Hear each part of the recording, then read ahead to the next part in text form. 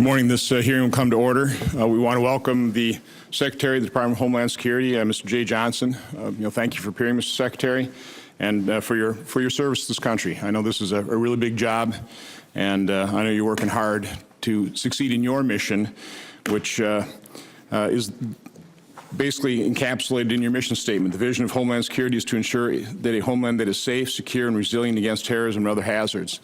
It's interesting because working with Senator Carper here, we also developed a mission statement for this committee. Sounds pretty similar.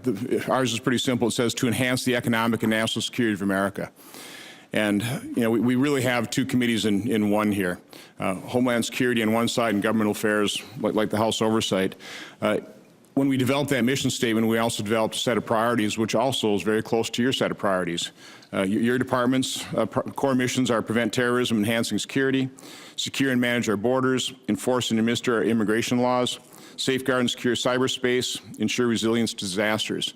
The priorities we set were border security, cybersecurity, protecting our critical infrastructure, including our electrical grid, combating violent extremism, and the fifth priority, and hopefully this has your support, is we really are dedicated to doing everything we can as a committee to help you succeed in your mission.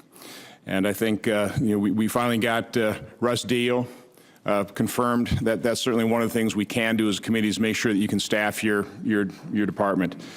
So I do have an opening statement that without objection I'd like to enter into the record. But we do have a hard break here for the address to the joint session of Congress by the Prime Minister of Japan. So without further ado, I'll turn it over to our ranking member and just realize for all members we're going to have a hard break here somewhere between 10:20 and 10:30. Senator Carper. Thank you, Mr. Secretary. We like short and sweet. I'll start out with the questioning here. Let's start because I'm getting these questions all the time. We had the gyrocopter incident, and I don't want to get into any kind of details other than to talk about the penalties, or right now the crimes, the felony and the misdemeanor that Mr. Hughes is being charged with, and to what extent do you believe that is a deterrent or not a deterrent, and is this administration at all taking a look at strengthening those penalties? As I'm aware, he's being charged with operating an unlicensed aircraft. That's a felony with a penalty up to 3 years imprisonment, and the violation of the airspace is a misdemeanor with only a 1-year potential penalty. I think I have that correct, but to me that is completely inadequate based on the extent that Mr. Hughes put other lives in jeopardy. And I've stated repeatedly that Mr. Hughes is very lucky to be alive, and anybody else that is contemplating such a stunt should realize that Mr. Hughes is very lucky to be alive. And I'd just like to have your comment on that and what we can do to deter future actions such as that. Chairman, unauthorized intrusions into the airspace of the National Capital Region, I think, is something that in terms of the criminal penalties, we ought to look very seriously at. Enhancing fence jumping at the White House in the absence of any aggravating factors is also just a misdemeanor. And I believe it's something we should seriously look at. It constitutes a diversion of significant government resources to address the particular incident. It constitutes a threat to public safety, not just to the intruder, but to those on the ground. And I believe that as a deterrent, also, we should consider looking at enhancing the penalties for those types of offenses. Well, I'll certainly support you in those efforts. Let's hop over to border security. That's the top priority of your department as well as of this committee. We've held multiple hearings, roundtables, and if we can put the chart of the current situation, the year-to-date figures of unaccompanied children, I realize we're not at the full crisis levels we were last year, but we are still far higher than we were, for example, in 2011 or even the beginning of 2012 when President Obama announced the deferred action on childhood arrivals. It's interesting to note that in 2005, we had a similar surge from illegal immigrants coming in from Brazil. And according to a news report, an article that was published in September of 2005, The number of illegal immigrants coming from Brazil was 3 times higher than previous years, and it was exceeding 30,000. And so Secretary Chertoff employed an initiative called Operation Texas Hold'em. And he testified, he said that the word spread surprisingly swiftly. Within its first 30 days, the operation had already begun to deter illegal crossings by Brazilians. In fact, the number of Brazilians apprehended dropped by 50%. After 60 days, the rate of Brazilian illegal immigration through this sector was down 90% and is still significantly depressed all across the border. In short, we learned that a concentrated effort of removal can actually discourage illegal entries by non-Mexicans on the southwest border.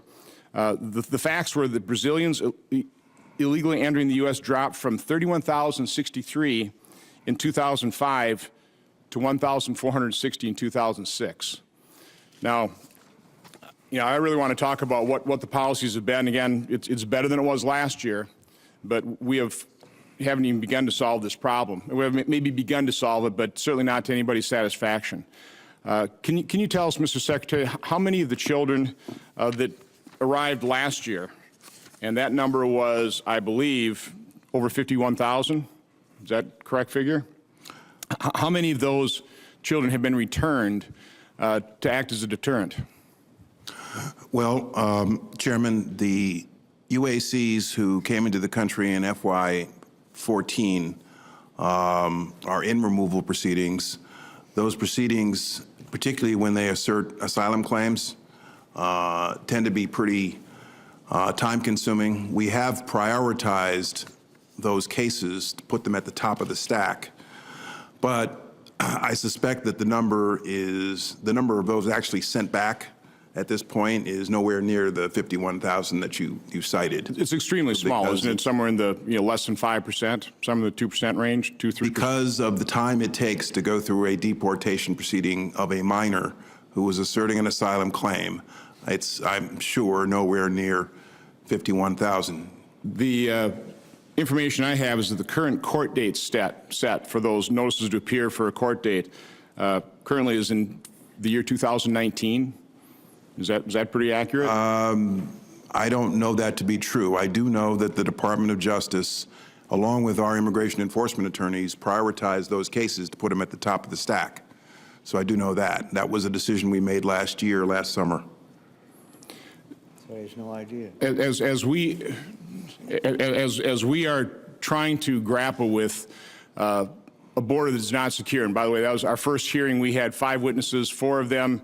There was no planning between witnesses. Very strongly in their written testimony made the point the border is not secure. We've talked about the drug cartels, transnational criminal organizations, and potential nexus with that is Islamic terror. This is an enormous problem. But I keep coming back to the fact that what do we have in our own laws that incentivize illegal immigration? I think one of those is, again, we have this lengthy adjudication process for illegal immigrants coming here from countries other than Mexico and Canada. Is that a policy that this administration would be willing to take a look at so that we can be as effective as we were in addressing the Brazilian surge as we take a look at what's happening with the people coming in here from Central America? Well, you mentioned the Brazilian surge and Secretary Chertoff. Last year, when these numbers started to go up, I brought in Secretary Chertoff and consulted him about the Brazilian surge, and he told me basically what you said, that it's a very marketing-sensitive environment, and you have to show the population in Central America that you're sending people back. And so we dramatically reduced the repatriation time for the adults from something like 33 down to 4 days. We ramped up the flights. We established expanded family unit detention space. A lot of people didn't like that, but we did it, and I was very public about that.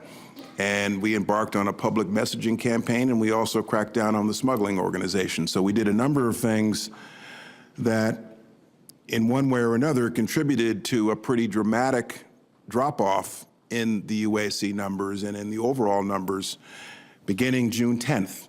Of 2014. That was the peak. And then it started to decline, and the numbers have remained low ever since. But I'm interested in keeping those numbers low and making them lower, which is reflected in our budget submission.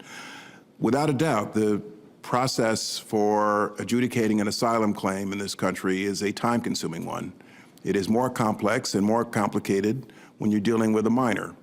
And it is something that could be made more efficient. Part of our budget submission is to add enforcement attorneys to the process so that we can devote more resources to it. And I know DOJ is interested in doing that as well with the judges. Okay, well, just real quick in closing, when you take a look at that chart, I would dispute the fact that the numbers are low. They're lower than they were, but they're still not low. And I have a number of questions, more detailed budget questions we'll submit for the record.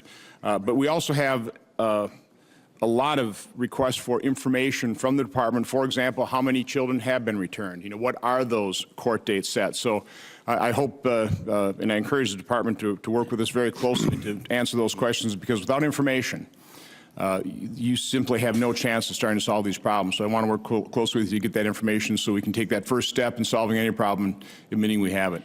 Senator Carper. Thanks, Mr. Chairman. I do think it's important to note, seeing as people are chiming in here, that regardless of what DACA actually says, the letter of that memorandum, as long as the reality is that if you're a child from Central America and you get into this country and 95, 98% are still in this country and they're staying, that's the reality that's going to drive the actions of parents in Central America. And again, I think the public relations campaign probably has had some kind of effect. But again, if the reality is you get here, your court date's set for 2019. Again, I want that verified. I want to find out what the facts are, and that's part of the problem. We don't know the information. And so that's the first step, is we have got to start getting better information to find out exactly what is happening. But again, reality is going to drive action. Our next questioner is Senator Peters. My closing comment is that we've talked about 100% situational control of the border. I think you appropriately answered that's not going to happen within this administration. I guess I would just encourage this administration to look at a step-by-step approach. I know it's been said, no, it has to be comprehensive.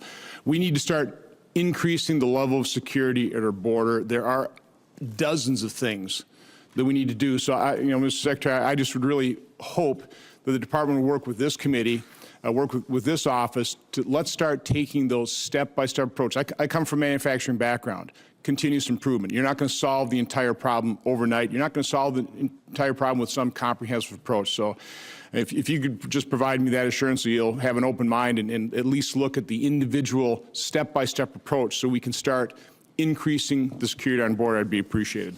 But there will be, I'm sure, a number of additional questions for the record. The hearing record will remain open for 15 days until May 14th at 5 p.m. for the submission of statements and questions for the record. This hearing is adjourned.